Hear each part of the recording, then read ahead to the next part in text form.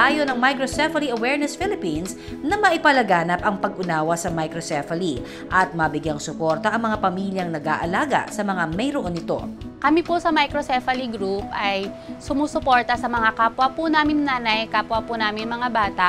Nagbibigay po kami ng suporta sa isa't isa. Minsan nagkakandak po kami ng event yearly para magsama-sama po yung mga nanay at mga bata para maramdaman po nila na hindi po sila nag-iisa, na merong isang grupo na handang yumakap at kumalinga po sa kanila. Wala namang kumpirmadong datos ng mga kaso ng microcephaly ang Department of Health. Ang kagustuhan ni Maricar na makapagbahagi ng suporta sa mga may microcephaly, mayroon palang pinaghuhugutan. Akala namin napaka-rare nung condition namin.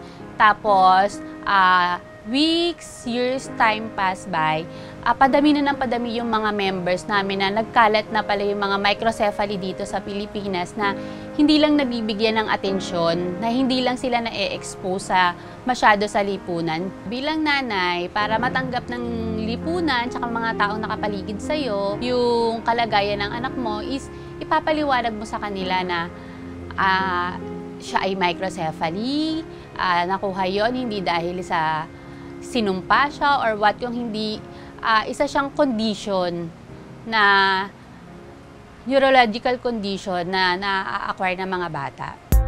Nais ni Maricar na sa pamamagitan ng kanilang grupo, mabigyan ng inspirasyon at pag-asa ang mga pamilyang lumalaban dito.